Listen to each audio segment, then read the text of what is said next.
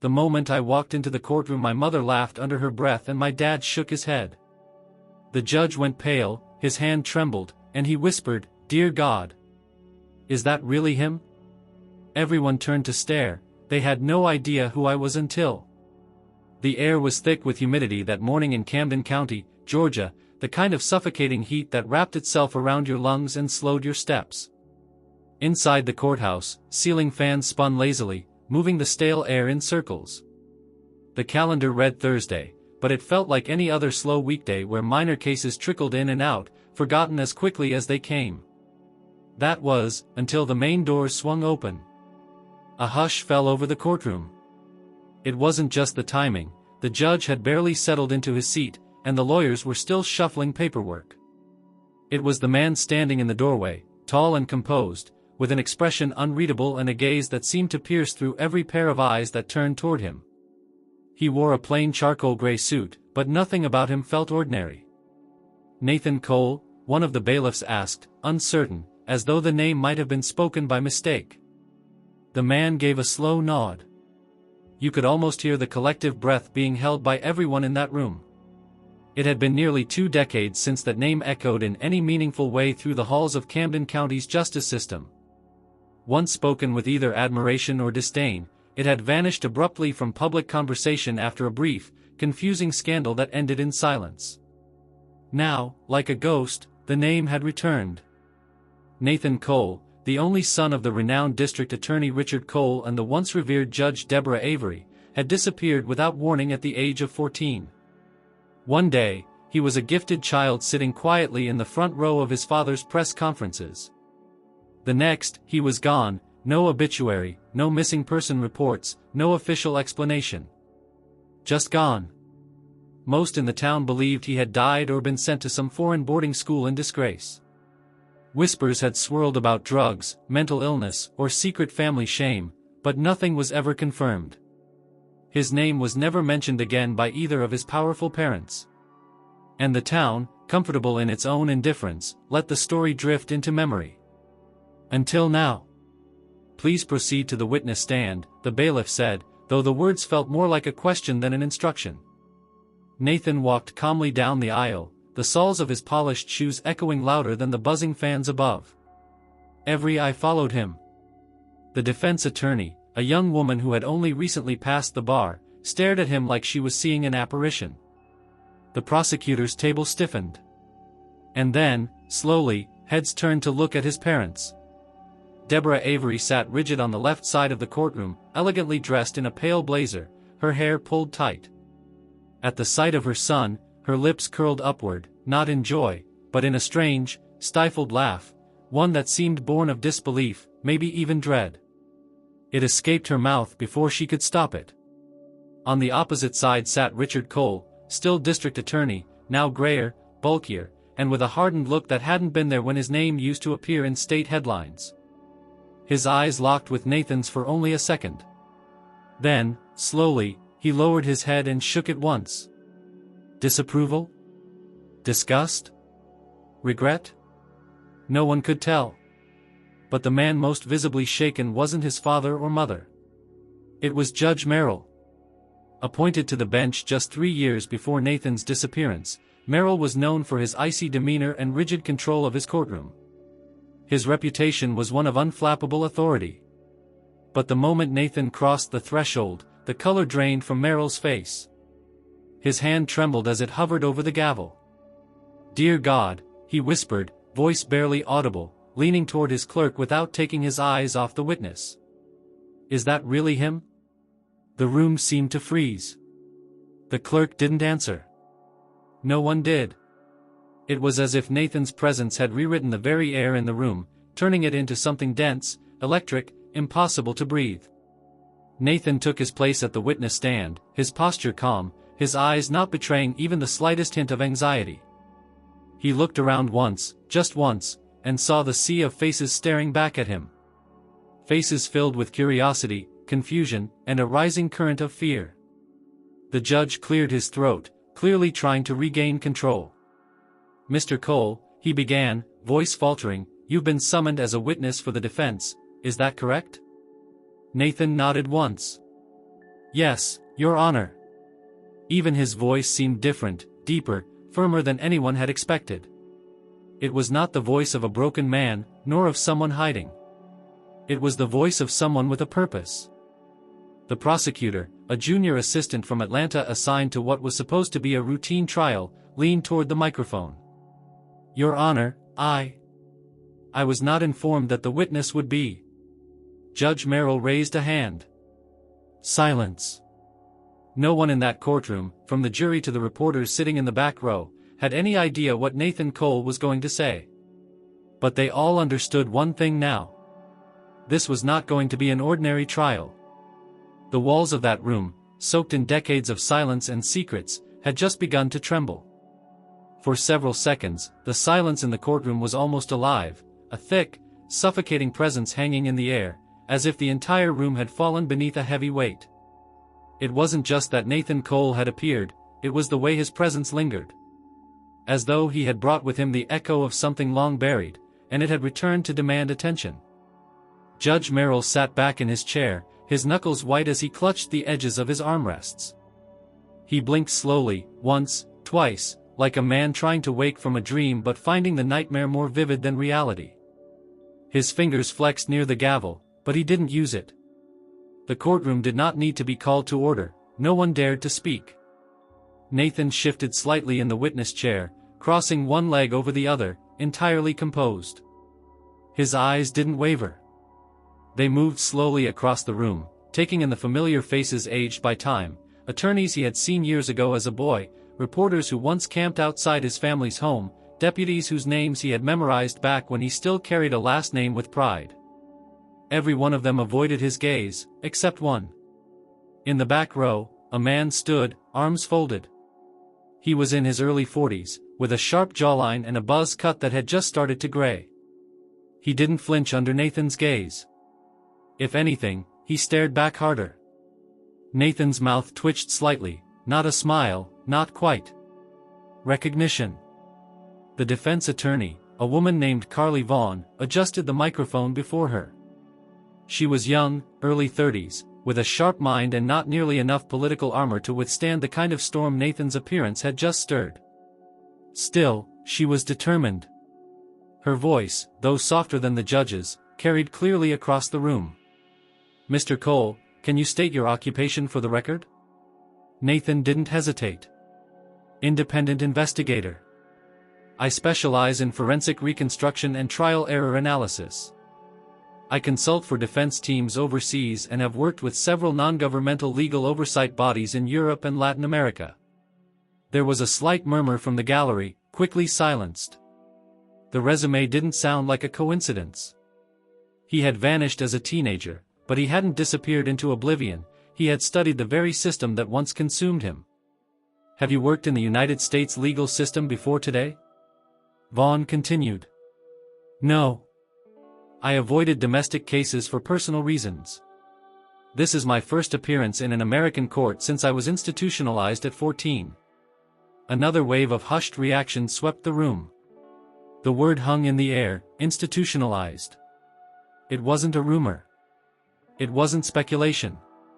He had said it plainly, like an entry in a file, clinical, detached, undeniable. Carly kept going. Why did you agree to appear in this case? Nathan looked directly at the defendant's table. A young man, no older than 25, sat handcuffed and staring down at the table like he wanted to vanish inside it. His name was Logan Travis, accused of breaking and entering, and extortion, but that hardly mattered now. The gravity of the trial had shifted. Because I know Logan, Nathan said. I knew him before my disappearance. We met at a juvenile diversion program in Savannah when I was 13 and he was around 10. We were both part of a selective mentorship initiative. After I vanished, I thought I'd never see anyone from that time again. And then I saw his name on this case file. I recognized something in it. A pattern. The prosecutor stood abruptly. Your Honor, I object. This line of questioning has no relevance to the charges at hand. Judge Merrill didn't look at him. Overruled. Continue, Ms. Vaughn. Nathan kept his gaze fixed on Logan. There were certain markers in the evidence, he said, that were inconsistent with the prosecution's timeline. I've spent the last 4 months reviewing documents related to this case, anonymously at first. I noticed familiar inconsistencies.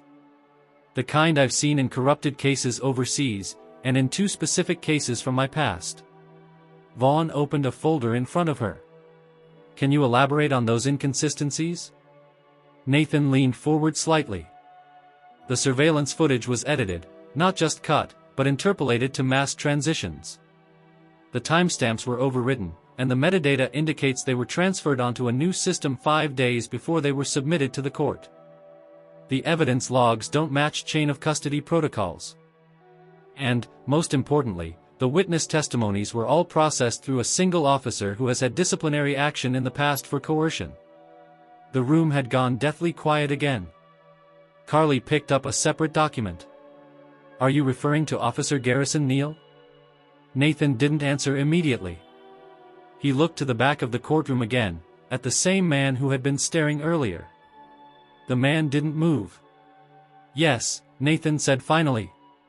He was the supervisor at the Savannah program I mentioned. He was also the officer who signed my transfer to the psychiatric facility. That last sentence dropped like a stone in the center of a still pond. All eyes turned to Officer Neal.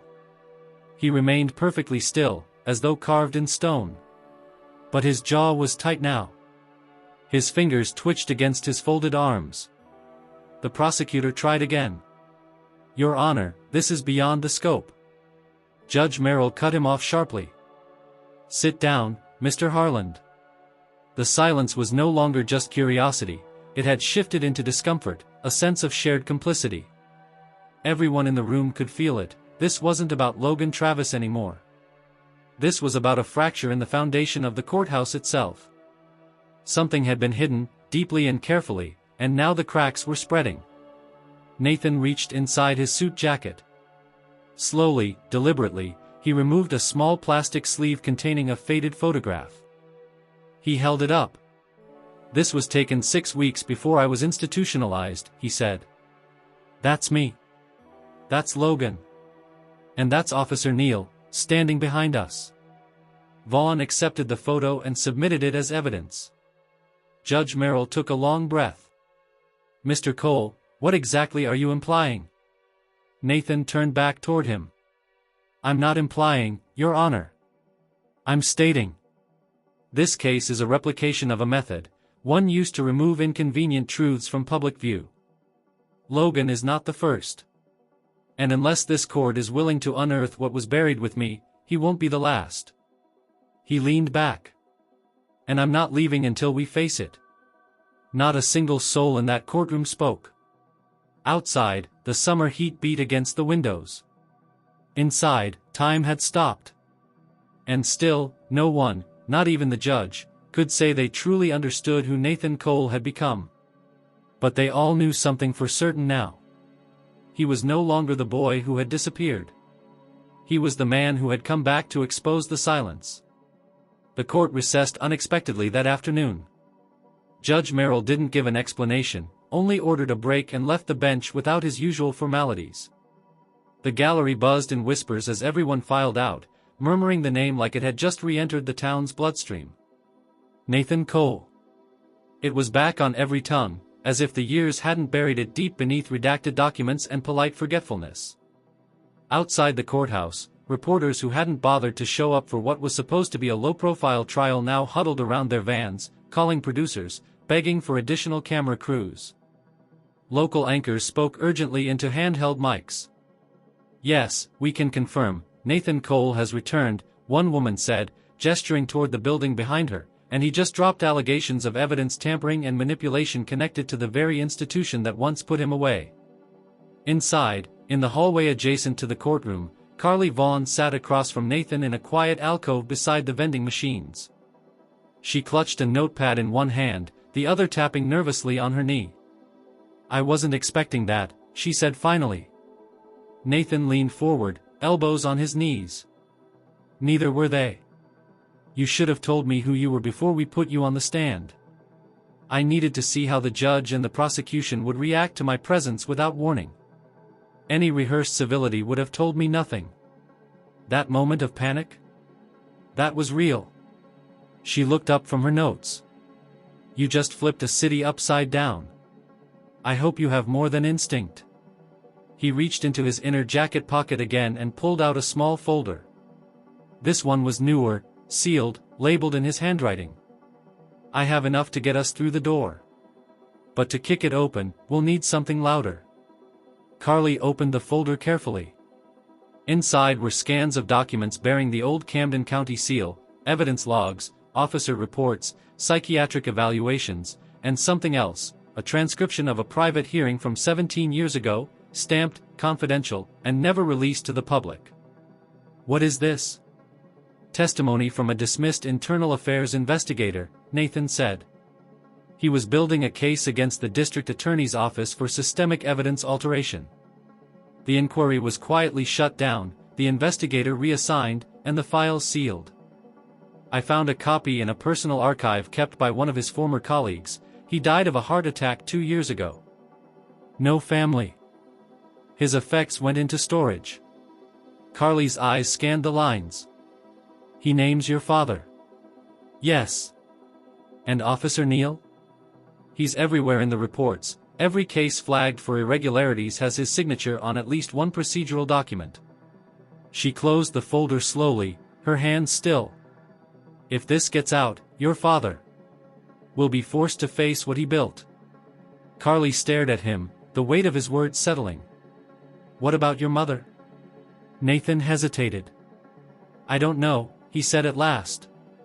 That's part of what I came back to find out. By evening, the news had spread across the state. The courthouse steps were now flanked by journalists, former public defenders, and even a few activists holding signs. Someone had already started a thread online titled The Return of Nathan Cole, and it had gone viral within hours. Photos of his teenage years, snippets of archived newspaper clippings, and conspiracy threads from message boards had all resurfaced. Back at the Cole family estate, a tall white-columned house half hidden behind wrought iron gates and moss-draped oaks, the lights remained off. A single black sedan was parked in the circular driveway. Inside, Richard Cole stood in the study, his back to the fireplace, watching the news play on mute. Deborah sat opposite him, clutching a tumbler of wine in both hands, her knuckles white. You told me this was finished, she said, her voice trembling. It was, Richard snapped. He was supposed to be out of the country, permanently. Well, he's not. Richard turned toward her, jaw clenched. He's building something. And he's using that boy on trial as a pawn. Deborah flinched at the word. That boy is exactly what our son once was, a target. He turned away from her and stared at the television again. The silent footage showed Nathan walking down the courthouse hallway, expression unreadable, reporters trailing him at a distance. Richard's hand drifted toward a desk drawer, opened it, and pulled out an old USB drive. He still doesn't have everything, he said quietly. She looked up. What's on that? The last thing I kept from him. The next morning, Nathan arrived at the courthouse early, before the crowd. A single woman waited near the steps, older, wrapped in a shawl despite the heat. She stepped forward when she saw him. You're Nathan Cole, she said, without introducing herself. He stopped. Yes. She fumbled in her purse and pulled out a photograph. It was creased at the corners, faded. My son was arrested in 2011. Armed robbery. He didn't do it. They said he confessed, but he swore to me he never said a word. Nathan took the photo. He died in prison 3 years ago, the woman said. He wrote letters to the court, but no one read them. You look like someone who would read them. He reached into his coat and handed her a card. Give me everything you have. Letters, dates, anything. I'll read it all. She nodded, tears already forming. Thank you, she whispered. As she walked away, Nathan stood for a long moment, holding the photograph. Another name. Another ghost. Inside the courthouse, Carly was already reviewing her argument. The judge had not returned yet, and the courtroom was still mostly empty. Nathan walked in and placed the photograph gently on the defense table. "What's that?" she asked. Another reason not to stop. An hour later, the room filled once more, heavier than before. Reporters now had credentials. The mayor's office sent a representative. Lawyers who hadn't stepped into that room in years found excuses to hover near the door. When Judge Merrill returned to the bench, he moved slowly. His usual command had dulled. Something in his expression had changed, the kind of weariness that only comes when the past begins to claw its way into the present. "Court is in session," he said, his voice quieter than usual. "The defense may proceed." Carly stood, paper in hand.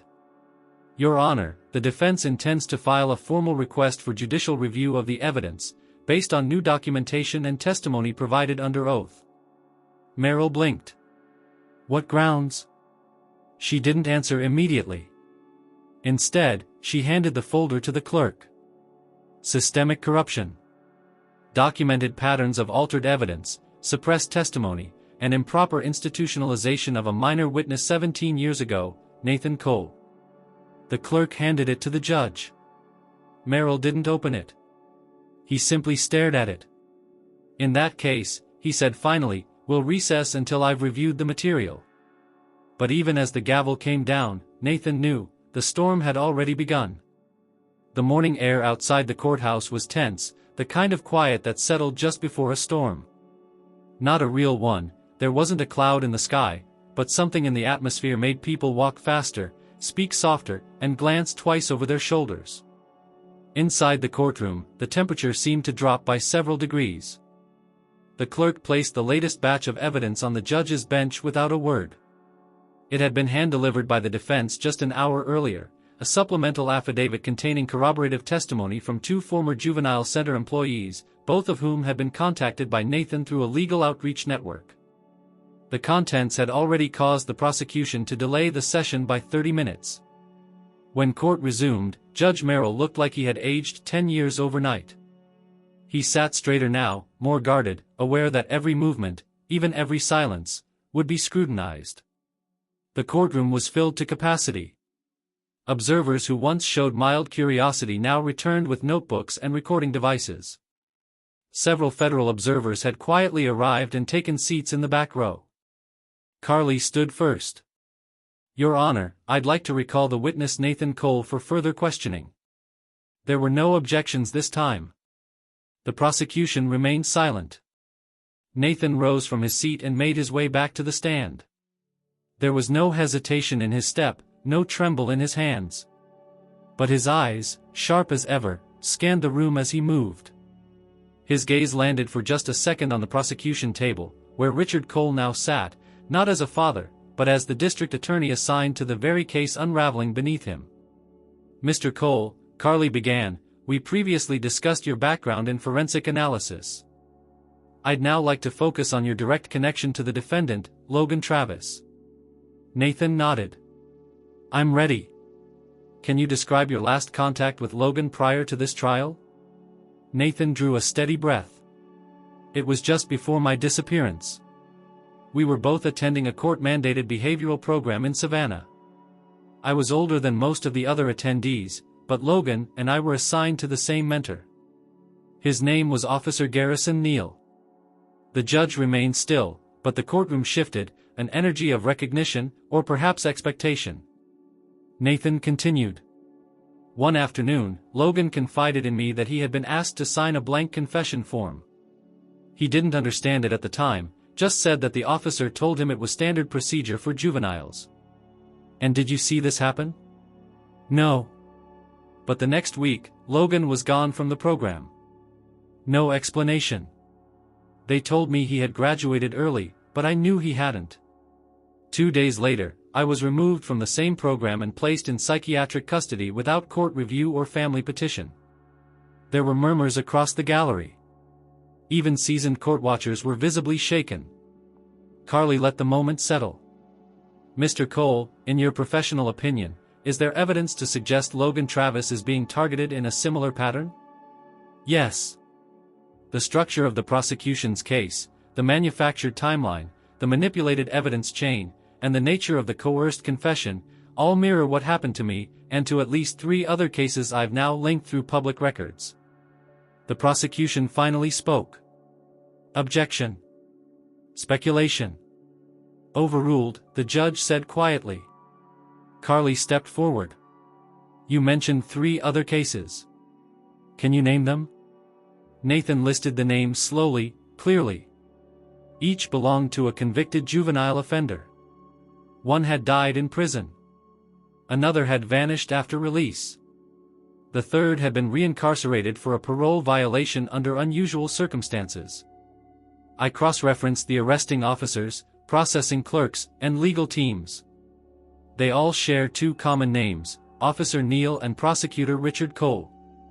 The courtroom was no longer just a legal arena, it had become a stage for revelation. Richard Cole shifted in his seat for the first time, his hand resting near the folder in front of him, eyes fixed on the witness stand, but unblinking. Judge Merrill cleared his throat. Defense may proceed. But before Carly could ask her next question, Nathan leaned toward the microphone. Your Honor, may I address the court directly? There was a pause. The judge stared at him, calculating. I'll allow it, he said finally. Nathan sat straighter. I've spent the past 17 years living in the aftermath of a silence I never chose. I was removed from my home, declared unfit, and buried under institutional diagnoses that were never reviewed by a court-appointed doctor. I was silenced. Today, I break that silence not just for myself, but for every child who was buried in paperwork and called guilty because it was easier than finding the truth. Logan Travis is one of them.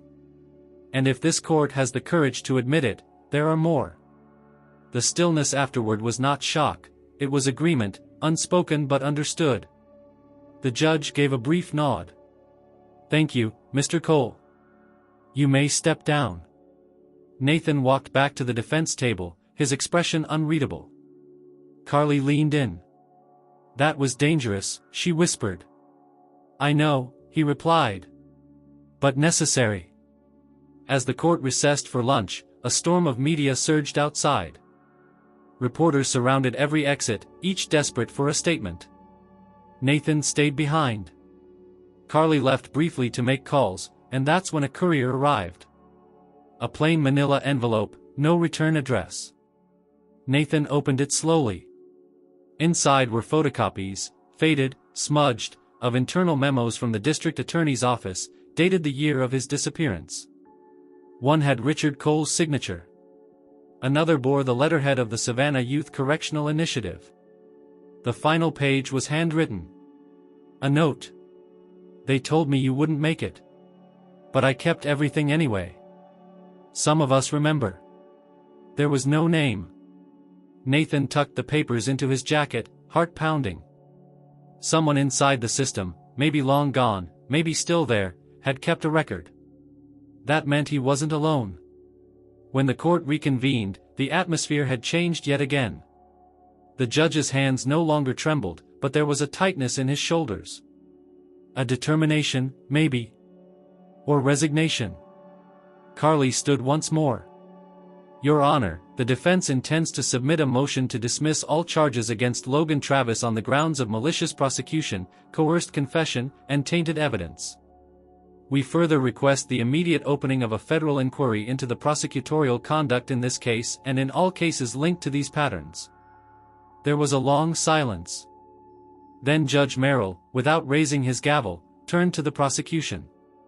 Mr. Cole, he said flatly, do you intend to respond? Richard Cole rose slowly. He looked directly at his son, the witness who had just upended everything he had spent a career building. Then, without a word, he left the courtroom. The judge turned back to the room. Motion to dismiss is under consideration. We will reconvene tomorrow at 9 o'clock sharp. As the gavel fell, Nathan did not move. He watched his father walk out, knowing that this wasn't the end, not yet. But something had broken. A wall, a silence, a lie. The trial had shifted. It was no longer about one defendant. It was about the reckoning of an entire system. The night after the courtroom erupted, Nathan sat alone in a dimly lit motel room on the edge of Camden County. The courthouse was only a mile away, but it felt like another world now, one where his name had become both weapon and shield. The room was Spartan, just a bed, a chipped desk, and a lamp that flickered when the air conditioner kicked on, but it suited him. He didn't want comfort. He wanted clarity. He laid the manila envelope flat across the desk. The documents inside were still spread out from earlier, photocopied memos, meeting logs, signatures that tied his father and others to decisions made under the guise of legal discretion. It was damning material, but not enough. He needed more than implication. He needed something irrefutable. As the hum of the night deepened, Nathan opened his laptop. He pulled up an encrypted archive, a tool he had used for years when investigating cases overseas. He began cross-referencing the names on the memos with case files he had already flagged from Camden County's legal archives. Patterns emerged. Similar charges. Identical phrasing in affidavits. And time after time, signatures belonging to Garrison Neal and Richard Cole. It was mechanical, systematic. But still circumstantial. Then he saw it. In one of the scanned files from a 2007 robbery case, buried in a supplementary exhibit index, was a brief reference to a confession discrepancy form. It wasn't in the primary file. It wasn't even in the county's official digital archive. It was only mentioned, never attached. That meant it was filed, then lost. Or buried. He jotted down the document code and cross-referenced it with the internal filing system. The location ID wasn't the county's records building. It was the courthouse basement. Old storage. The next morning, he arrived at the courthouse 2 hours before the trial was set to resume. Security recognized him now, not with suspicion but with caution. They knew who he was. They didn't know how to treat him. "I need access to archive storage," he told the records clerk behind the glass window. She raised an eyebrow but nodded, sliding a clipboard through the slot. "Sign here. You've got 20 minutes before the custodial crew comes through. Basement's cold, bring a jacket if you've got one." He didn't. The basement was a maze of concrete walls and iron shelves stacked with boxes, some labeled, some not. The air was thick with the smell of old paper and dust. He moved quickly, following the ID code like a map until he reached Section D, Row 6, Shelf 14. He scanned the box labels. One matched the 2007 robbery case. He pulled it down carefully and placed it on the floor. Inside, folders of evidence. Depositions. Booking photos. At the bottom, beneath a stack of misfiled exhibits, was a sealed yellow envelope with a faded stamp. Confidential, internal use only. He opened it. Inside was the missing form. It was brief, only 2 pages. A summary and a handwritten note. But it was enough. The summary confirmed that a confession had been amended after submission. The handwritten note was an interoffice memo, initialed by someone named L. Tisdale, indicating the original statement had been redacted under pressure from legal oversight. The language was vague but clear enough for those who knew how to read between the lines. He scanned it with his phone and emailed a copy to Carly immediately. By the time court reconvened, she was already waiting at the defense table, gripping the printout like a lifeline.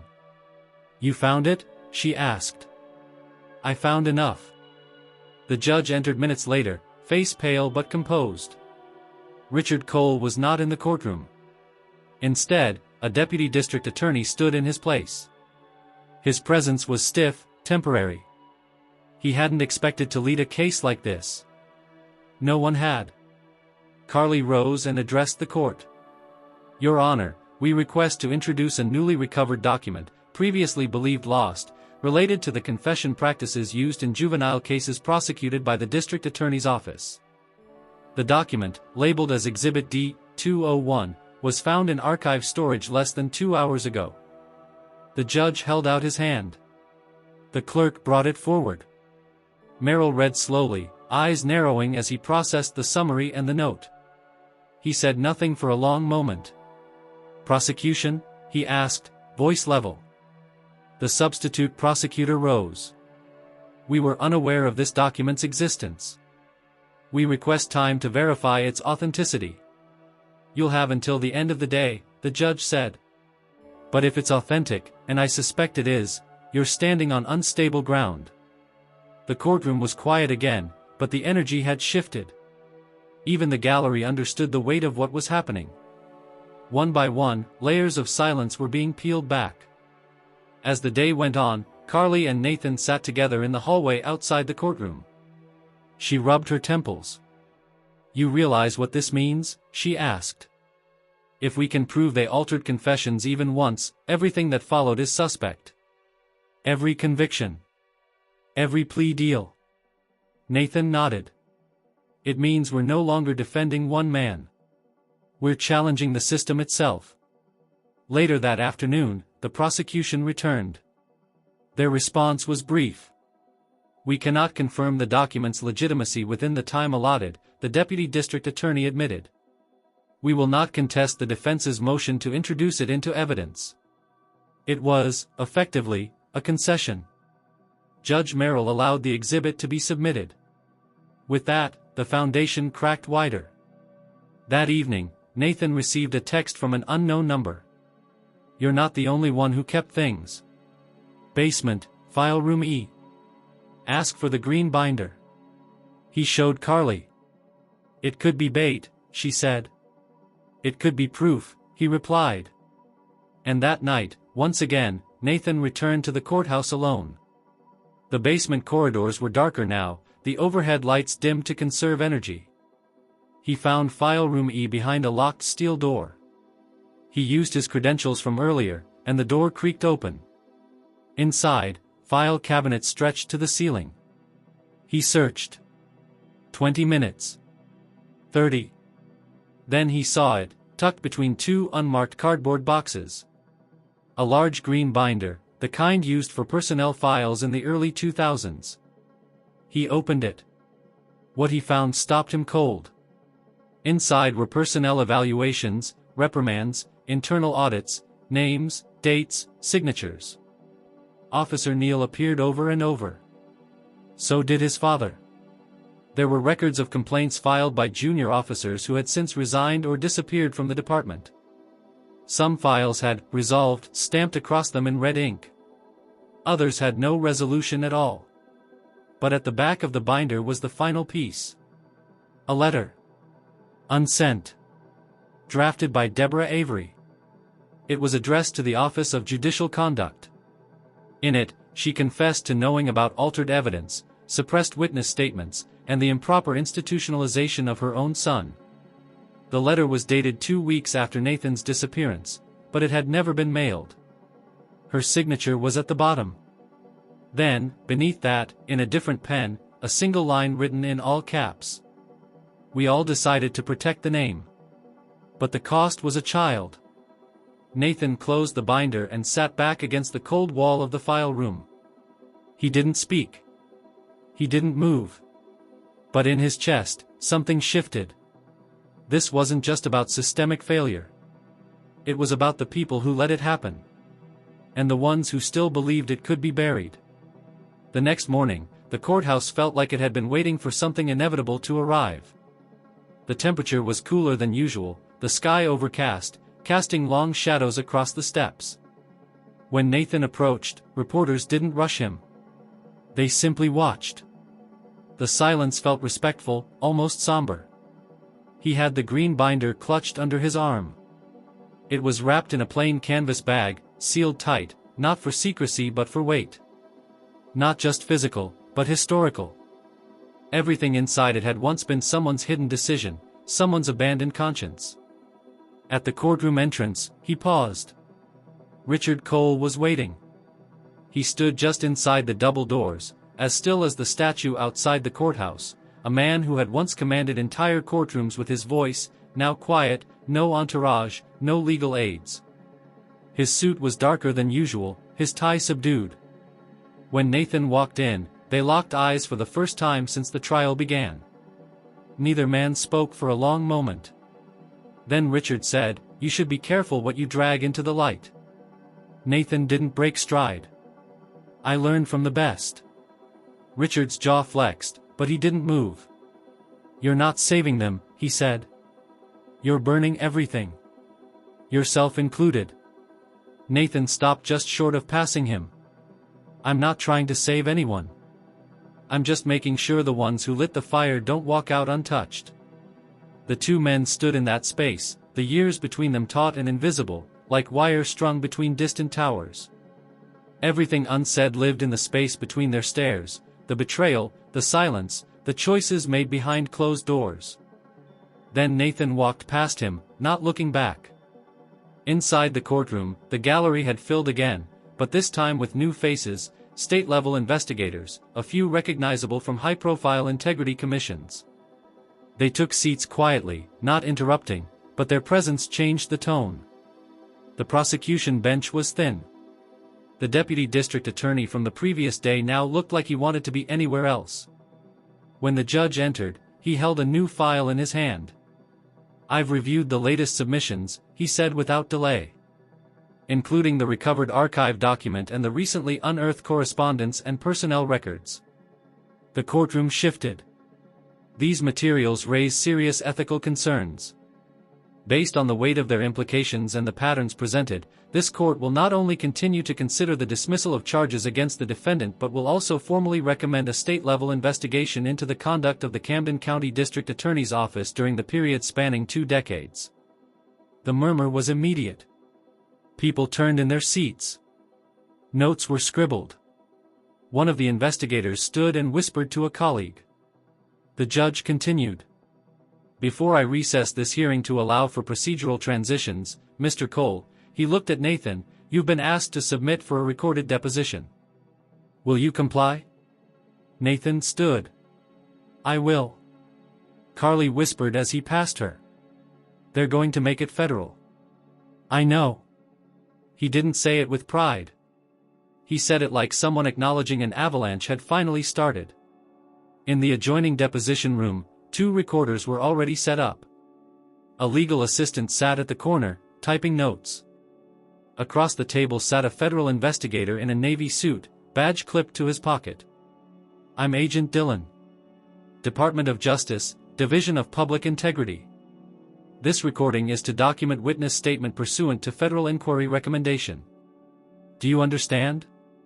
Yes, Nathan replied, seated. Do you have legal counsel present? I do, he said. Carly entered and took a seat beside him. Begin when ready. Nathan laid the green binder on the table.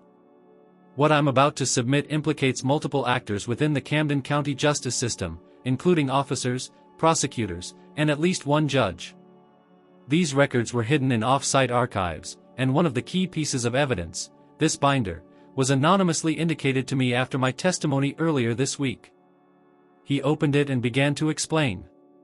Page by page, he walked through the disciplinary logs, complaints filed and dismissed, memos from Officer Neal's superiors noting procedural concerns that were never acted upon, and finally, the letter. He unfolded Deborah Avery's unsent confession and placed it flat. This is the last piece. A draft letter, never mailed, written by my mother. She was a sitting judge at the time. It confirms that she was aware of my institutionalization being handled outside of legal protocol and that it was orchestrated to prevent reputational damage to the office of the district attorney, held by my father. Agent Dillon took a moment to examine it. His expression didn't change, but the tension in his shoulders rose slightly. She attempted to report it, he asked. She wrote the report. She didn't send it. Why? Nathan's voice dropped. She chose silence. Just like he did. Just like everyone did. The recording paused briefly as agents photographed the documents. Mr. Cole, have you been contacted by anyone threatening your safety or advising you to cease your cooperation? Yes, Nathan said. Twice. Once by anonymous text. Once in person. Do you believe the threats are credible? Nathan looked at him. Would you, in my position, believe they're not? The deposition lasted 2 hours. When it ended, Nathan and Carly returned to the defense table just as Judge Merrill reconvened the hearing. Before the judge could speak, Richard Cole entered. He walked down the aisle not as a prosecutor, not as a father, but as a man carrying the weight of a reckoning. He approached the bench. The courtroom fell into a stunned silence. "I request to address the court," Richard said. The judge hesitated. "On what grounds?" "As an officer of this court. And as a private citizen." A long pause. "Proceed." Richard turned to face the gallery, but his eyes rested on Nathan. "For over 25 years, I served this county as a prosecutor. I believed I was protecting the people. I believed I was defending the law. But in protecting the name, in preserving our reputation, I became part of something that failed the very people I swore to serve. I allowed shortcuts. I allowed silence. And I let my own son pay for it." He swallowed hard. "I will be stepping down from my position effective immediately. I will also submit to any investigation deemed appropriate by the state or federal authorities." He turned to Judge Merrill. "I only ask for one thing, that this process does not end with me. That you look at every conviction, every coerced confession, and every life we pushed through this machine and discarded. Let this be the beginning." No one clapped. No one cheered. Because it wasn't a victory. It was an admission. The judge nodded once. "Your resignation is noted." Richard walked slowly from the courtroom. As he passed Nathan, he didn't stop. But his voice, low and hoarse, reached him. "I'm sorry. Not because I was caught. Because you were right." Nathan didn't reply. He didn't need to. The silence was enough. It was no longer the silence of suppression. It was the silence before rebuilding. The courthouse emptied more slowly than usual that day. People didn't rush for the doors. They lingered, speaking in hushed voices, as if unsure of what they had just witnessed. Some stared after Richard Cole, his resignation still settling in the air like a sudden shift in temperature. Others looked toward Nathan, not as an enigma anymore, but as the man who had shattered a silence too long sustained. Nathan didn't speak as he gathered his files. Carly had left to answer calls from news outlets, most of whom had flooded her inbox since the judge's ruling and Richard's statement. He remained at the defense table, methodically organizing papers, his face unreadable. Then, quietly, he stood and exited the courtroom through a side door that led to the judge's chambers hallway. He didn't go to Judge Merrill.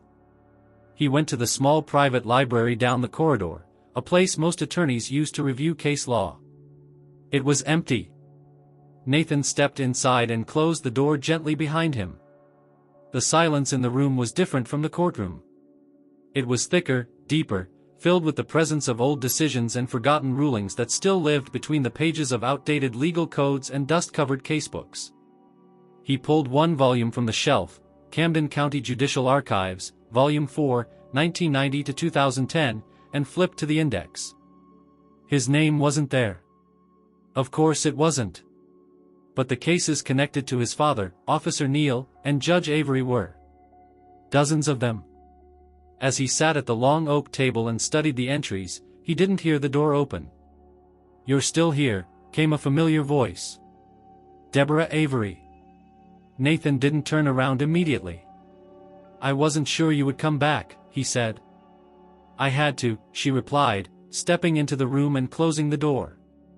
"After what your father did, hiding would have said more than silence ever could." Nathan closed the book and turned to face her. She looked different than she had in the courtroom, less composed, less guarded. Her makeup was lighter, and her eyes carried the weight of more than just fatigue. "You wrote the letter," he said, watching her carefully. "I did. But you didn't send it." She lowered her eyes. "No." "Why?" Her voice caught before she answered. "Because I thought protecting the family meant protecting your father.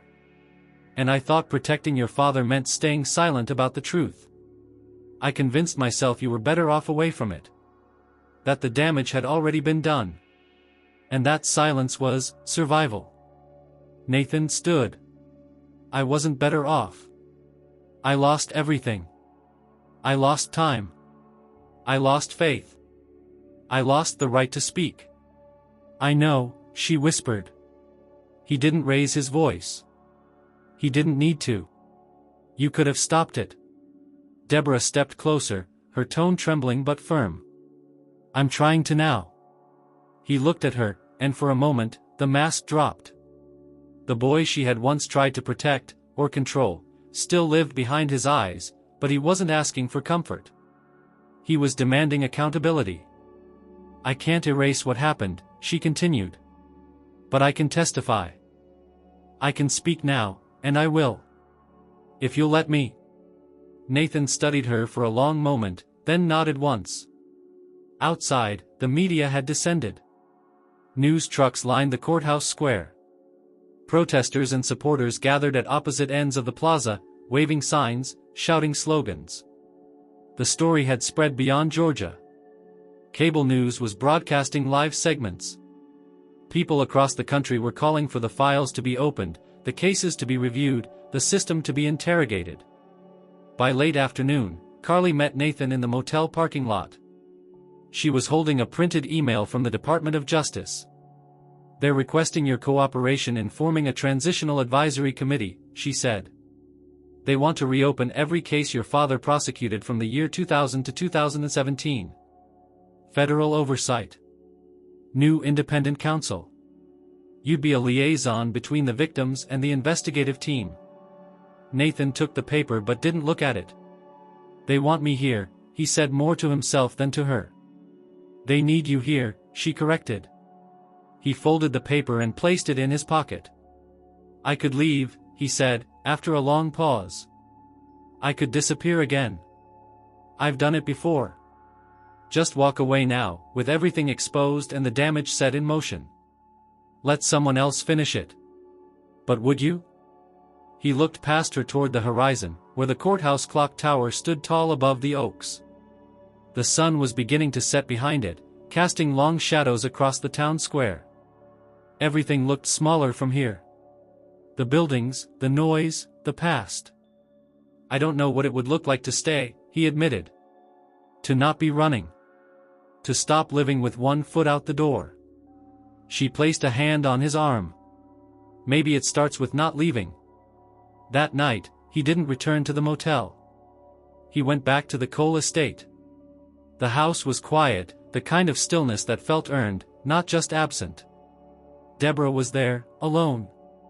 No staff, no visitors. She opened the door without surprise. I'll take the guest room, Nathan said plainly. She stepped aside to let him in. It wasn't reconciliation. It wasn't forgiveness. But it was something new, the possibility of rebuilding. He didn't unpack. He didn't sit. Instead, he walked through the house slowly, room by room, studying the spaces that once defined his childhood, the study where his father kept his trophies, the dining room that hosted campaign fundraisers, the hallway where he used to sit outside closed doors and listen to arguments that were always about justice, but never about truth. He stopped in front of a cabinet near the back hallway. Inside were framed photographs, his father shaking hands with governors, his mother in judicial robes, campaign posters from the early 2000s. On the bottom shelf, tucked behind a stack of legal texts, was a single photo of him. Young. Maybe 11. Before everything fell apart. He didn't touch it. He just stared. And for the first time in years, Nathan Cole felt something unfamiliar. Not peace. Not triumph. But the subtle, fragile stirring of permanence. Maybe this time, he wouldn't leave. By the end of the week, Nathan Cole had become the symbol of something far larger than a single courtroom revelation. What began as a surprise testimony in a local trial had evolved into a wave of public unrest and legal scrutiny across Georgia. The Department of Justice officially announced the formation of a preliminary review panel. Independent journalists from national outlets were now investigating not just Camden County, but other counties that had reported an unusual volume of sealed juvenile convictions over the past 2 decades. But movements that disrupt old power never go unchallenged. Nathan first felt the shift early Monday morning. Carly called just after 7 o'clock. Have you seen it? I've been up since 5, Nathan replied, his voice gravelly from lack of sleep. No. What happened? Turn on your TV. Channel 6. It's everywhere. Nathan reached for the remote and clicked the flat screen mounted on the guest room wall. A reporter stood in front of the courthouse, microphone in hand, the screen behind her filled with digital headlines. Former juvenile witness turned activist linked to evidence tampering overseas. Cole under scrutiny for past consultations in foreign criminal trials. The reporter's tone was cool, calculated. Sources close to several international legal investigations have confirmed that Nathan Cole, the key witness in the Camden County judicial probe, had previously served as a consultant on cases that were later deemed questionable by local authorities. While no official misconduct has been confirmed, questions are now being raised about the credibility of Cole's involvement and the motivations behind his return. Nathan didn't blink. Well, that didn't take long. Carly's voice sharpened. You know this isn't random. Someone leaked this. And they did it now, right when the federal review is gaining momentum. It's retaliation, he said. It's the beginning of one. Within the hour, news sites updated with expanded articles. Headlines painted him as a shadowy figure with a pattern of involvement in disputed legal proceedings. They quoted former officials from unnamed European institutions, suggesting he had acted beyond his capacity. One outlet published a grainy photo of him speaking at a conference in Buenos Aires, with the caption, "Controversial legal advisor once accused of procedural manipulation." Nathan recognized the name in the article's byline, Charles Danton. A journalist with long-standing ties to Southern conservative political networks. Known for exposing whistleblowers with surgical precision. Someone had called in a favor. The phone calls came next. One from a state legislator who had cautiously supported the investigation. Another from a victims' advocacy group who now wanted to reevaluate their partnership. Then came the messages from people he had spoken to privately, survivors of past cases. One by one, their voices grew quieter. We believe you, Nathan, but this is too big. Too risky. I can't have my name in the press again. Not like last time. I don't think I can testify anymore. I'm sorry. By noon, Nathan stood in front of his car outside the Cole estate, staring at his phone. I told you they'd come for you, said a voice behind him. He turned. Deborah stood at the top of the front steps, arms crossed. I didn't expect them to be this quick, he replied. You underestimated how much they have to lose. He didn't disagree. Later that afternoon, Carly met Nathan at a small diner on the edge of town. They sat in a booth by the window, the blinds drawn just enough to keep their conversation semi-private. I looked into Danton, she said. He's had access to sealed files before. Every time, it's been traced back to a handful of old insiders in the state prosecutor's network. He's their weapon. Exactly. And they're building a narrative, that you're not a victim returning to expose the truth, but a calculated manipulator leveraging past experience to destabilize the system for personal gain. Nathan sipped his coffee. It won't stick. Carly raised an eyebrow. If you think facts will stop them, you haven't lived here long enough. Nathan leaned forward. Then we use what they fear most. And what's that? The truth that doesn't come from me. He pulled out a folder from his satchel, testimonies. 3 individuals who had quietly come forward since his last public statement. Their names weren't in the files yet, but their stories echoed the same patterns: falsified records, coerced pleas, parents misled into believing their children had no alternative. I need these people protected, he said. No press. No exposure until we know who's leaking. Carly took the folder, scanning the pages quickly. These are enough to trigger federal warrants. And they will. But we have to move first. Before the counterattack turns into a full offensive. That evening, someone spray-painted a message on the courthouse wall. Cole lies. Case closed. The next day, a story appeared in an anonymous blog, citing unnamed court clerks who claimed Nathan had bribed his way into the courthouse basement to plant the green binder. The source cited unconfirmed surveillance footage and a supposed internal memo now under investigation. The courthouse refused to comment. The damage, however, was done. By midweek, Nathan sat at a meeting with the federal oversight team in a temporary field office 2 blocks from City Hall. He laid out his plan calmly. "You need more than one voice," he told the officials. "You need the people who were never allowed to speak." One investigator, a former federal prosecutor, nodded. "You're proposing we organize a public forum?"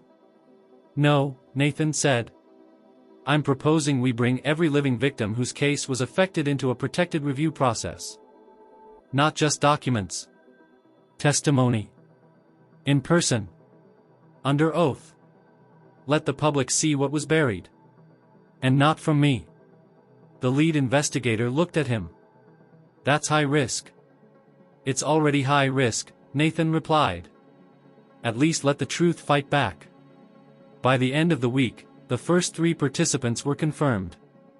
One woman, a former teacher who had been convicted of obstruction when she tried to intervene in a false juvenile case. Another, a man who had served 9 years for a charge based on altered evidence. And finally, a retired police clerk who had quietly left her job after discovering discrepancies she was told to ignore. Each agreed to speak. Each agreed to be seen. Nathan sat at his desk that night, staring at the photos of the victims. He no longer felt the need to explain who he was. That wasn't the story anymore. This wasn't about a son trying to punish a father. This was about systems built on silence, and the refusal to stay quiet any longer. He clicked off the light and leaned back. The counterattack had begun. But this time, the silence had allies. By the time the weekend rolled in, the city felt electrified. News vans circled like vultures, local talk shows replayed clips of Nathan's courtroom appearances, and phone lines in the Cole household rang incessantly. But Nathan rarely answered. He had meetings to make, precautions to take, and, most importantly, promises to keep. Late Saturday evening, a brown envelope arrived at Carly's rented downtown office. It had no return address. When she opened it, the dim overhead light revealed a stack of old cassette tapes and a letter. The letter was typed. "They thought you had access to everything. They were wrong. Listen. The tapes are the real record. Someone who never forgot." Carly's fingers trembled as she read. She glanced at the tapes, no labels except handwritten numbers, faded, T01, T02, T03, and so on. She called Nathan immediately. He arrived 10 minutes later, wearing dark clothes and a sharp look of determination. He sat across from her, and she laid the tapes on the table. "Do you trust me?" she asked. "Completely," he said. She took a breath. These could be older internal recordings, early investigatory intercepts. They might contain conversations that directly tie high-ranking officials to evidence manipulation, or admissions of knowledge about your institutionalization. But they're fragile. We must preserve them before playing. Nathan nodded. "We'll digitize them immediately, under forensic standards. No changes, no additions." First thing Sunday morning, they met a forensic audio expert at a studio just outside the city. The engineer, a former FBI analyst, treated the tapes as sacred. He fed them through clean players, captured high-resolution transfers, and enhanced them using noise reduction techniques while preserving authenticity. By evening, they had 3 playable tracks with clarity, and a 4th, larger, still faint and hissed over with static. Nathan sat beside Carly, earphones in, watching as the engineer isolated voices, boosted frequencies, and edited metadata tags so every second would be traceable. They listened to the first tape together in Carly's office. The recording was from late 2006. The voices were hushed but distinct. One was immediately recognizable, Richard Cole's deep, calm tone. The other was more disguised, but identified later as one of his aides. "Richard, voice, make sure the transcripts reflect the signed confessions." I don't care how they get there so long as it matches. These kids don't have the leverage. They can't afford to fight back. Aid, fainter, sir, that's direct pressure. Richard, firm, they call it direction. We're professionals. But yes, adjust where needed. And if someone questions, it's an internal matter. At the end of the short clip, footsteps, a rustle, then a final phrase. Richard, no document left unguarded, no voice unheard. Nathan closed his eyes. When he opened them, his lips were set. They played tape T02 next. This one was from 2008. The voices were different, less polished, more urgent. Voice A, lower, he's asking too many questions. He wants access to sealed records now. We can't have this. Voice B, he's already in motion. The boy who left 11 years ago is sending people here now. We knew this would happen eventually. Voice A, I'll cut off his sources. The files he's getting, those leaks, we need to blacklist. Make sure no one with ties to his last case touches them. The phrase, the boy who left 11 years ago, made Nathan's heart stop. That referred to him. Tape T03 was even more chilling. Recorded in 2010, voices sounded in a cramped, phone intercept style. Man, desperate, they want me to destroy the statements. I can't do it. They're saying it would ruin their careers if those witness voices appeared. Another voice, cold, you do it, or your silence becomes your final record. We can bury you just like we buried evidence. A soft click. Silence. Then an echoing gasp. They paused it. The intimidation is older than we thought, Carly said. They weren't just reacting to you. They were protecting their structure. Nathan leaned forward. Play the fourth. The final tape had static through most of it, like decades underwater. But toward the end, a voice resolved, tinny and distorted, as if recorded on a poor line. Voice, faint, I held the key. I hid the confession forms. I watched the internal memos get shredded. I'm done watching children become silenced. They used my reports as evidence to entrap them. They thought no one would ever ask for the tapes. But I kept a few. The recording ended abruptly. No name. No context. Just a voice. But it confirmed everything. The next morning, they filed the tapes and transcripts under seal with the court and with federal investigators. They submitted an ex parte request for protective order so the source would not be exposed until after full authentication and identity verification. At court that afternoon, opposition to recognizing the tapes was immediate. The substitute district attorney, pale and ill at ease, objected to their admission, claiming due process issues and chain of custody concerns. Judge Merrill, weary but resolute, asked to hear from the forensic expert. The engineer testified to the method of digitization, the steps to verify authenticity, the software used, and watchers who monitored the chain of custody. He affirmed the transfers were true copies, no tampering, time stamps preserved. Merrill eyed the tapes, the transcripts, the faces in the courtroom. He said nothing. After a long pause, he authorized provisional admission, rejecting objections temporarily but giving the parties a week for full challenge. As he left for recess, the gallery erupted in soft chatter. Reporters snapped photos. Lawyers conferred. And on the defense side, Nathan looked at Carly. We just leveled the playing field, he said. She nodded, biting her lip. That evening, the entire city felt sharper. People walked leaning toward one another, talking in quieter tones, carrying the tapes in their pockets somewhere inside legal bags or citizen hands. Every news feed had the headline by dawn. Tapes reveal prosecutorial orders to manipulate juvenile confessions, Cole recorded in his own voice. The reaction was immediate. Civilians who had long suspected corruption saw proof. Family members of past defendants contacted Carly.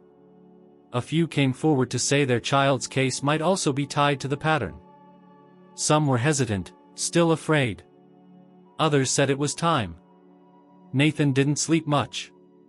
The tape voices echoed in his mind.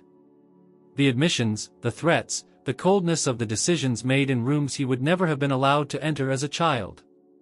Around midnight, his phone rang. He answered. "Listen carefully," said a voice he didn't immediately recognize. "You're not done yet. They're going to hit back harder now that the tapes are out. Be ready. I'm on your side." He hung up. The caller blocked. He looked at the recording transcripts, the notes, the original tapes. He thought of Logan Travis. The victims. The children whose voices were never heard. He whispered in the quiet. "Let them come." And he slept.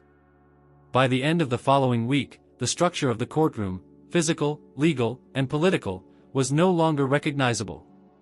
What began as a county-level criminal proceeding had become a fulcrum for statewide judicial review. Federal oversight deepened with each passing hour, and people who once operated quietly behind polished desks found themselves under scrutiny. The first visible shift came when Judge Merrill, who had until then presided over the hearings with a mix of restraint and measured authority, filed a voluntary motion for recusal. It came as a typed letter delivered to both the defense and the newly appointed federal observers.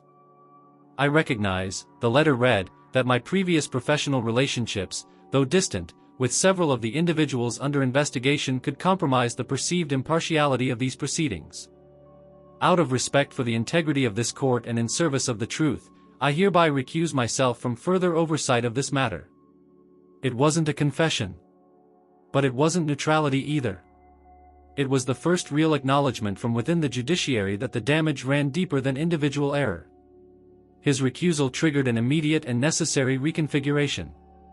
A federal judge was assigned to the case, District Judge Rowena Lambert, known for her sharp mind, her intolerance for political maneuvering, and her reputation for piercing through years of layered obfuscation with surgical precision. Her first act on the bench was swift and direct. This court is no longer solely tasked with determining guilt or innocence in the case of Logan Travis. It is now the primary venue for evaluating the legal infrastructure that enabled questionable judicial behavior to continue unchecked for over 2 decades. That sentence echoed through the chamber like a bell tolling at the end of an era. Within hours, defense and prosecution both received orders to submit revised case summaries under new evidentiary standards. The transcripts of the tapes were submitted for federal validation. The Office of Inspector General initiated interviews. State media outlets began publishing updated case charts, listing names of defendants flagged for possible review. Nathan sat at the defense table, listening to it all unfold, not with satisfaction, but with unflinching focus. Carly, seated beside him, leaned in and whispered, "She's not giving anyone a second chance to spin." "Good," Nathan replied. "That's exactly what we need." But the court wasn't the only thing being reconfigured. Outside the legal arena, the political machinery that had long benefited from the silence now scrambled to survive the sound. Several county commissioners announced sudden resignations. One state senator publicly distanced himself from prior campaign donations made by Richard Cole over the past 2 decades. A former assistant prosecutor posted a video statement online, teary, fragmented, saying she had once refused to follow an order and was promptly transferred to a different jurisdiction. Her comments ended with a plea for forgiveness and an offer to testify. Carly's office received 3 new subpoenas for deposition that same day. Then came the digital breach.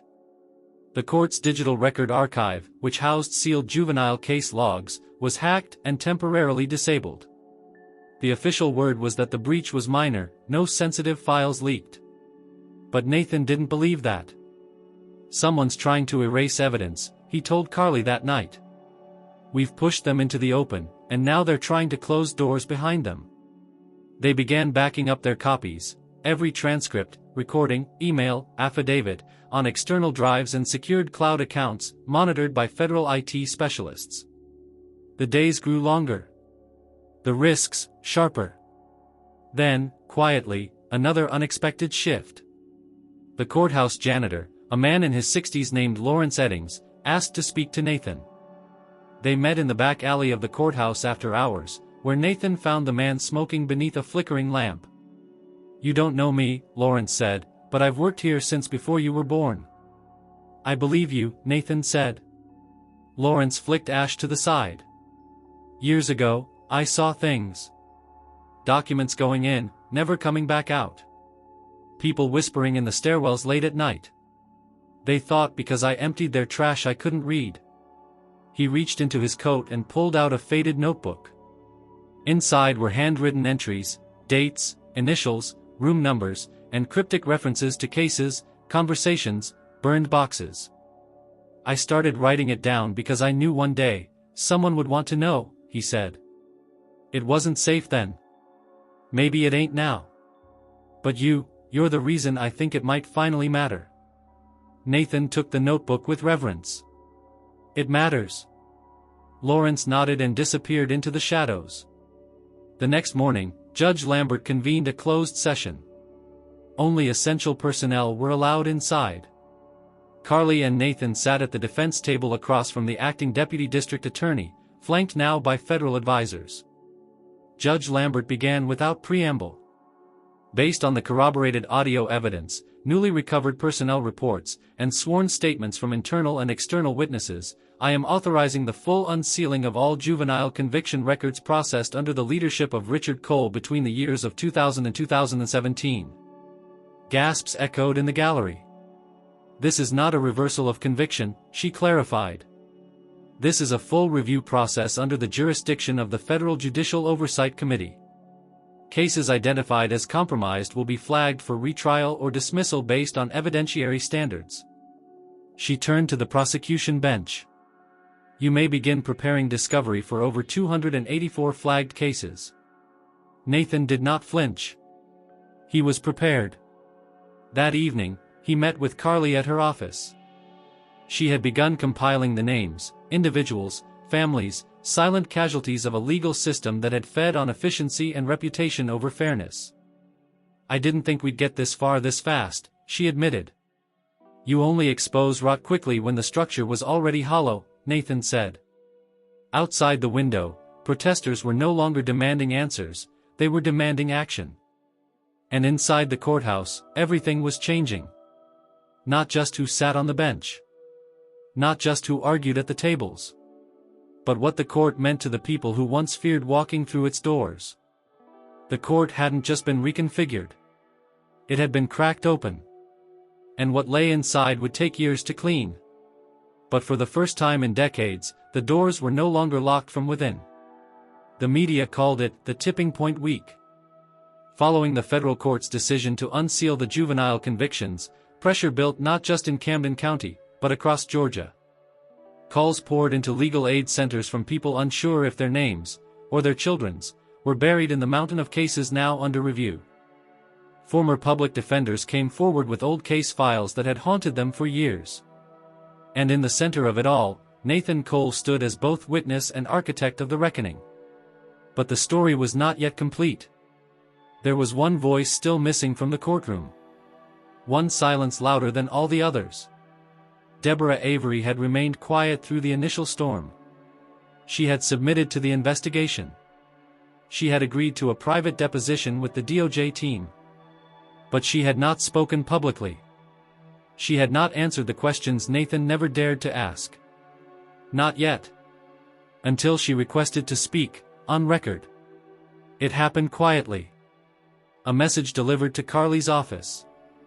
A formal request filed directly with Judge Lambert, not through the press, not through influence. The hearing was scheduled for Wednesday morning. Closed to the public, sealed until review. Only essential participants allowed. When Nathan received the confirmation, he didn't react right away. He sat still, the phone resting on the table between them. Carly watched him. "You don't have to be there," she said softly. He didn't look up. "I do." The courtroom that morning felt colder than usual, as though the silence inside carried its own temperature. The judge entered and took her seat without expression. Nathan sat at the front row, just behind the defense table, hands clasped, eyes forward. Deborah Avery stepped into the courtroom alone. She wore a dark, simple blazer, no jewelry, her once carefully styled hair now worn plainly, like she had stripped herself of the image she once maintained so carefully. She didn't look at Nathan. Not yet. Judge Lambert spoke. Ms. Avery, you've requested to speak voluntarily. You are aware this statement is being transcribed, recorded, and will be reviewed as official testimony? Deborah nodded. I am. You may proceed. She stepped forward and faced the room, not just the judge, not just her son, but the long shadow cast by the years she had remained silent. I was a sitting judge in Camden County from the year 1989 to 2012, she began. Her voice did not tremble, but it held a solemn clarity. During that time, I presided over countless cases, many of them juvenile. I saw patterns, discrepancies, but I rationalized them. I believed we were preserving the efficiency of the system. That we were avoiding chaos by correcting the procedural gaps rather than confronting them. I convinced myself we were protecting something bigger. She took a breath. But we weren't. We were protecting ourselves. Nathan didn't move. But something in his eyes softened, just slightly. Deborah continued. In 2006, I learned that my husband, Richard Cole, had authorized the removal of our son from the state without judicial review. Nathan was institutionalized under medical pretenses, but no medical board signed off on it. I received a sealed envelope, one I was never supposed to open. Inside was the official transfer order. It bore my husband's signature and the seal of the district's prosecutorial authority. There were no judicial countersignatures. She paused. Judge Lambert said nothing. I confronted him, Deborah said. He told me it was for Nathan's own good. That he needed to be silenced before the damage spread. I said nothing. Now her voice did shake. Just a little. I kept that envelope for months. Then I wrote a letter. A full report, addressed to the Office of Judicial Conduct. I described the irregularities, the evidence I had seen, and the silence I was expected to maintain. I drafted it. I printed it. I signed it. And then, I never sent it. The silence in the room became something physical. I kept it hidden. I convinced myself the harm had already been done. That Nathan would recover, and that reopening the wound would destroy what remained of our family's name. So I stayed silent. I continued hearing cases. I smiled at colleagues. I watched from the bench as other children, many just like Nathan, were processed through the same machine. She finally turned to face her son. I know what I've done. And I know what I've allowed. I won't ask for forgiveness, Nathan. I don't deserve it. But I will say this, you broke the silence. You did what I should have done. And whatever comes next, I will not run from it. She returned to the witness chair and sat. Judge Lambert waited a moment before speaking. Ms. Avery, this court recognizes your statement as voluntary confession of complicity in prosecutorial misconduct and judicial negligence. You may be subject to further proceedings under federal review. Do you understand? Yes, Deborah said quietly. The judge nodded. This hearing is concluded. The recording ended. The courtroom emptied slowly. Nathan remained in his seat. Deborah stood at the front, unsure if she should approach. Then she did. Quietly. Carefully. When she reached him, he looked up. I don't know how to begin again, she said. You don't, Nathan replied. You don't begin again. You begin from here. She nodded, as if accepting that truth. Then she turned and walked out. That night, the transcript of her statement, though still sealed, circulated among the federal oversight team. By morning, investigators from 2 other counties requested her for deposition. The former judge who had once presided over juvenile cases without ever being questioned was now answering to every one of them. Nathan didn't celebrate. There was no victory. But something had shifted. The truth had spoken. And this time, it had a name. In the weeks that followed Deborah Avery's public confession, Camden County became the epicenter of one of the largest judicial reckonings in state history. What had started as a single trial had unraveled an entire legal tapestry, one woven with shortcuts, sealed documents, and silenced victims. And now, for the first time, the consequences had begun to take shape. The first indictments came quietly. 3 assistant prosecutors who had worked under Richard Cole were charged with obstruction of justice and falsifying evidence. 2 officers, both retired, were brought in under federal custody for witness tampering and coercion. Neither looked surprised when the charges were read. A third wave came soon after: clerks, court officers, and even a defense attorney who had accepted plea deals for juveniles without informing them of withheld exculpatory evidence. Each of them had signed their names to documents that, in retrospect, were part of a much larger machine. Nathan watched it unfold not with vengeance, but with measured awareness. He didn't speak to the media. He didn't release statements. He spent most of his days helping victims prepare affidavits, organizing virtual hearings, and assisting with data verification for case re-examinations. Carly's office became a revolving door of stories. One woman arrived with a photograph of her son, now 35, who had been arrested at age 16 for burglary. He had served 3 years. The evidence that had convicted him? A confession typed out with his name but no signature. When she spoke to Carly, her voice was brittle with guilt. "I told him to take the deal," she said. "They said it was the only way he wouldn't disappear. I thought I was saving him."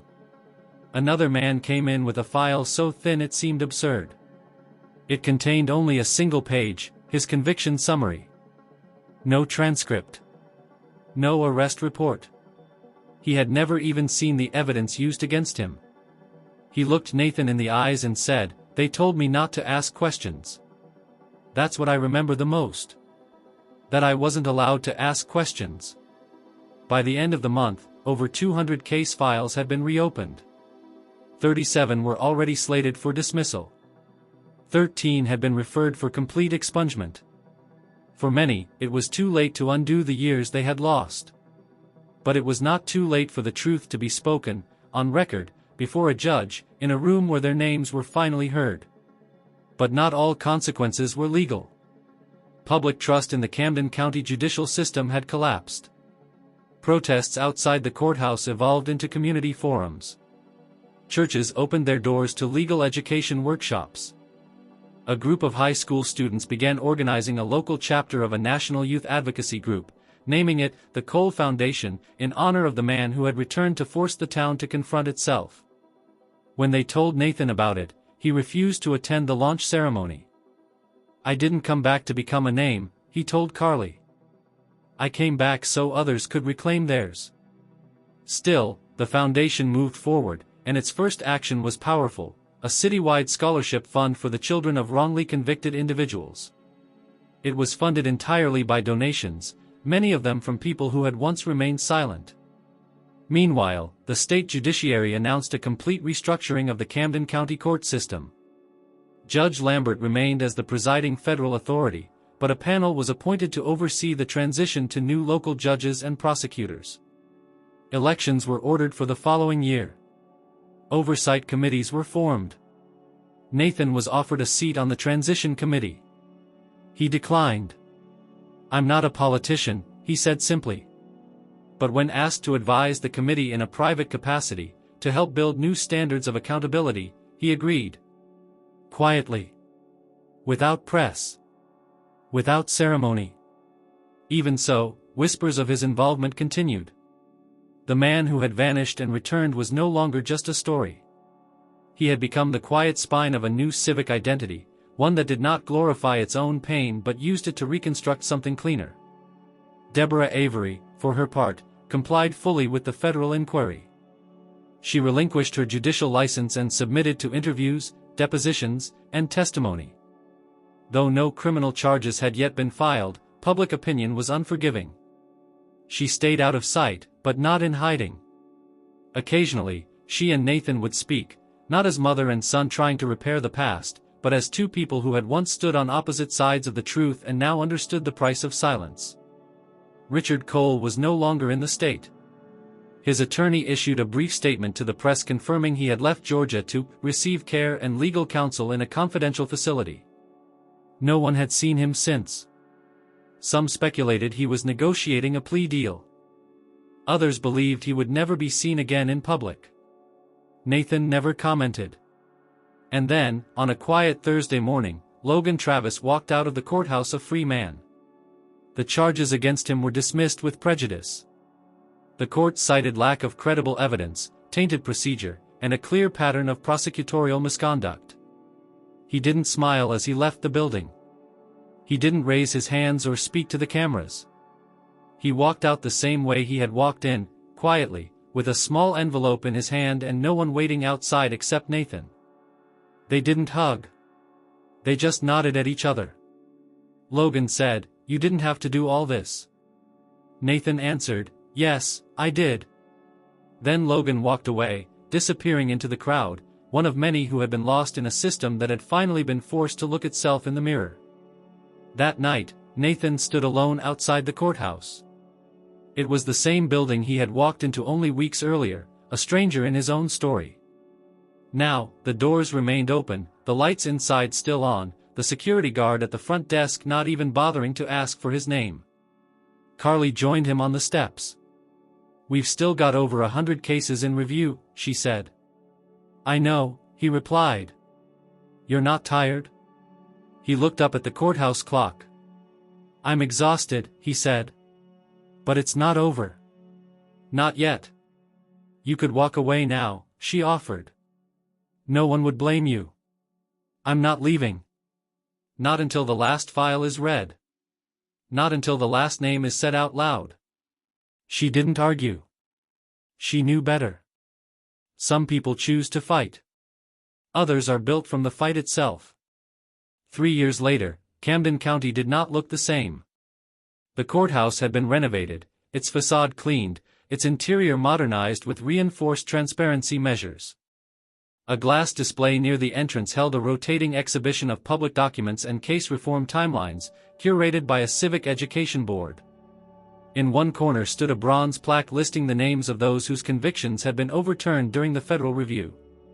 It was a long list. The plaque left enough space for more. The town had changed too. What was once an uneasy community reluctant to speak of its past had become something else entirely, not proud, not triumphant, but conscious.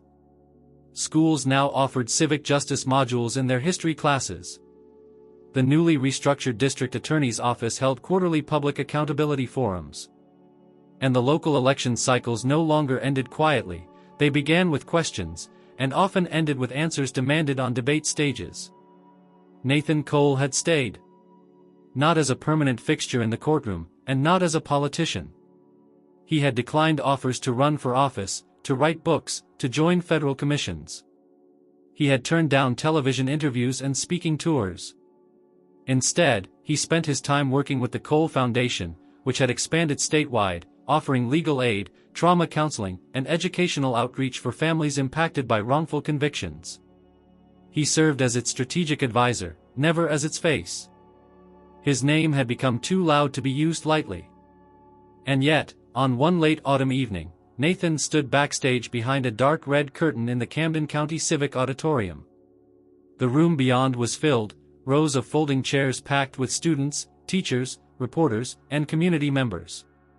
It was the final event of a justice reform summit held annually by the Cole Foundation. He had been asked to close the evening with a speech. Not a statement. Not a confrontation. A reflection. Carly had introduced him minutes earlier. She still practiced law but now taught part-time at a law school 2 counties away. Her presence at the foundation had grown quieter too, but Nathan trusted her more than anyone. She was the only person he had asked to review the draft of his remarks. When he stepped into the light, the room quieted instantly. There was no podium. Just a microphone stand and a chair set at center stage. He didn't sit. He looked across the faces of people who no longer had to ask what the silence had cost. "My name," he began slowly, "is Nathan Cole." For a long time, that name meant nothing. Not because I had forgotten it, but because no one else was allowed to say it. He paused. They said it would be safer that way. That silence would protect the family. That disappearing would preserve something greater than truth. A beat of stillness. No one moved. But names don't disappear. They don't rot in sealed documents or vanish under bad lighting in dusty file rooms. Names are what we leave behind when institutions fail us. Names are what echo when the walls of a courthouse shake. And names are what survivors remember when no one else listens.